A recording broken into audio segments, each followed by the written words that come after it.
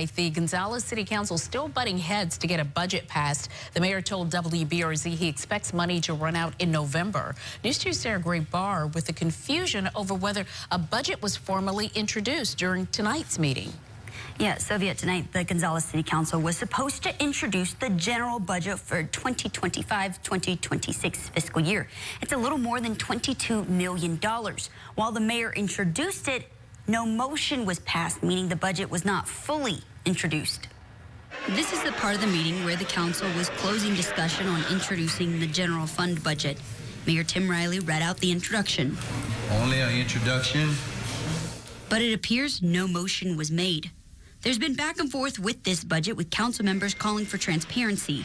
We haven't seen financials in 3 months or sales tax figures in 3 months, and that's got a lot to do with the budget. Before we make decisions, we need to know all that. The budget introduces 4 new administrative positions: purchasing manager, warehouse associate, business license clerk, and HR clerk. But earlier in the year, city officials say 2 other positions were brought on: a secretary for Department of Public Works and an administrative chief of staff.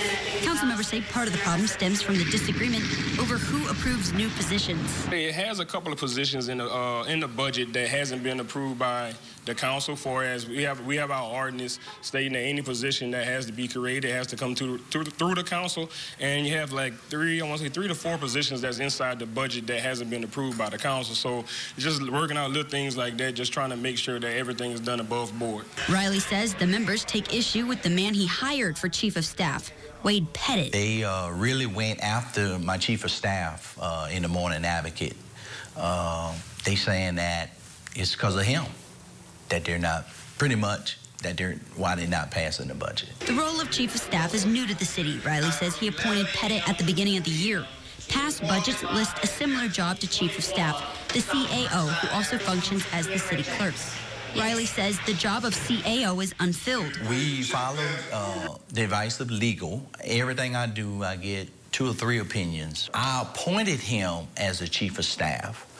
The same money that the CAO would have used to pay his salary, the chief of staff is getting paid off of that same salary.